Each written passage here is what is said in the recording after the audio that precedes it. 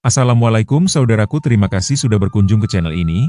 Zulhijjah merupakan salah satu dari 4 bulan mulia atau Asyurul Hurum dalam Islam. Sehingga melakukan amalan baik akan mendapatkan pahala yang lebih besar dan melakukan maksiat akan mendapatkan dosa yang lebih besar. Larangan di bulan Zulhijjah memiliki beberapa syariat dalam Islam. Arti dari Zulhijjah terdiri dari dua kata, yaitu kata Zul dan Al-Hijjah. Zul dapat diartikan sebagai pemilik, sedangkan Al-Hijjah yang diartikan sebagai haji.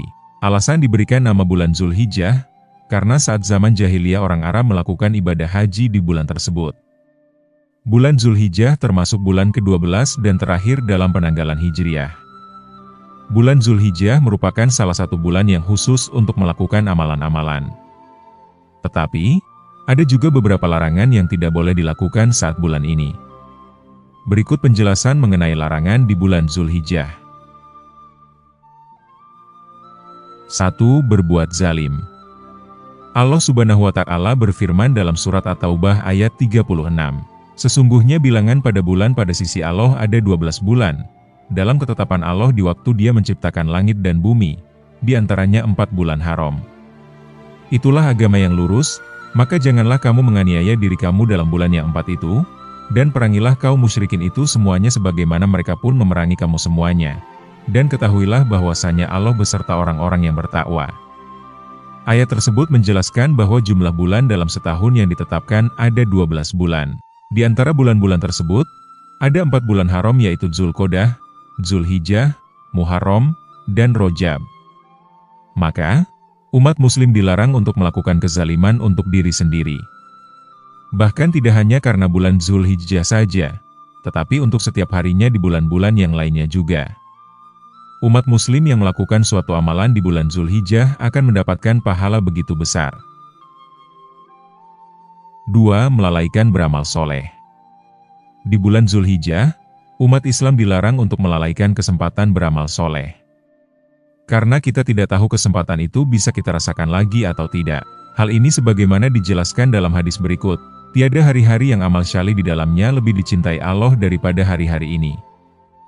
Yakni 10 hari pertama di bulan Zulhijjah, mereka, para sahabat, bertanya, "Wahai Rasulullah, dan tidak juga berjihad di jalan Allah, lebih utama darinya?" Beliau bersabda, "Dan tidak juga berjihad di jalan Allah, lebih utama darinya, kecuali seseorang yang berjuang dengan dirinya dan hartanya lalu ia tidak kembali dengan apapun." Hadis riwayat Bukhari dan Muslim. Tentu beribadah di bulan ini memiliki banyak keutamaan. 3. Memotong kuku bagi yang berudiah. Jika umat muslim melakukan berkurban, maka dianjurkan untuk tidak memotong kuku agar amalannya dapat diterima. Seperti yang dijelaskan dalam hadis ini. Rasulullah Shallallahu Alaihi Wasallam bersabda, "Siapa saja yang ingin berkurban dan apabila telah memasuki awal Zulhijjah, 1 Zulhijjah, maka janganlah ia memotong rambut dan kukunya sampai ia berkurban." Hadis riwayat Muslim. Sedangkan, bagi orang yang tidak melakukan kurban diperbolehkan untuk memotong kukunya. 4. Memotong rambut bagi yang berkurban.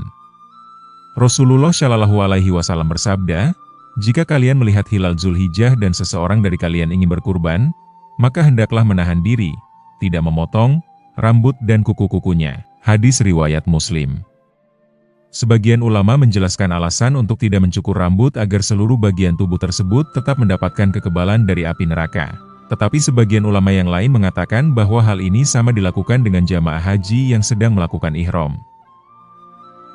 5. Tidak melakukan kurban bagi yang mampu. Hukum berkurban dalam Islam yaitu sunnah muakkadah. Menurut mazhab Hanafi, sunnah muakkadah disebut dengan istilah sunanul huda, yang mendekati dengan hukum wajib. Bagi orang yang menjalankannya akan mendapatkan pahala, sedangkan orang yang meninggalkannya tidak akan berdosa namun ada peringatan. Tetapi ada sebagian ulama berpendapat bahwa wajib hukumnya bagi yang mampu untuk berkurban. Seperti yang ditafsirkan dalam hadis, "Barang siapa yang memiliki kemampuan namun tidak berkurban, maka jangan sekali-kali mendekat ke tempat sholat kami."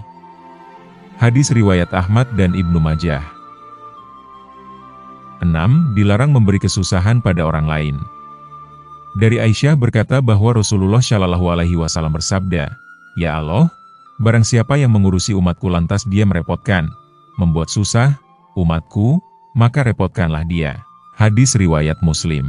Hadis ini menjelaskan mengenai doa dari Rasulullah Shallallahu Alaihi Wasallam terhadap orang yang diberikan kemudahan oleh Allah untuk mengurusi kaum sesamanya, tetapi dia tidak melakukannya dengan baik malah memberikan kesusahan. Maka, orang tersebut akan mendapatkan kesusahan pula.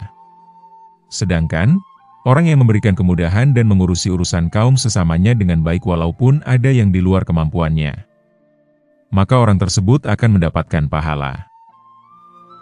7. Tidak mandi sebelum salat Idul Adha. Mandi sangat dianjurkan untuk semua orang, tidak hanya untuk kebersihan, tetapi sebagai rasa menghargai dalam menyambut hari raya dalam agama Islam. Seperti yang dijelaskan dalam hadis ini, seorang lelaki bertanya kepada Ali radhiyallahu anhu tentang mandi. Ia menjawab, "Mandilah setiap hari jika engkau mau." Lelaki tadi berkata, "Bukan itu, tapi mandi yang benar-benar mandi." Ali menjawab, "Mandi di hari Jumat, Idul Fitri, Idul Adha dan hari Arafah." Hadis riwayat Al-Baihaqi. Itulah beberapa larangan dalam bulan Zulhijjah. Semoga kita semua bisa istiqomah dalam menjalankan ibadah kepada Allah Subhanahu wa Ta'ala dan juga istiqomah menghindari hal-hal yang dilarang oleh Allah Subhanahu wa Ta'ala. Mohon maaf bila terjadi kesalahan dalam pengucapan ataupun penulisan dalam video ini. Terima kasih. Wassalamualaikum warahmatullahi wabarakatuh.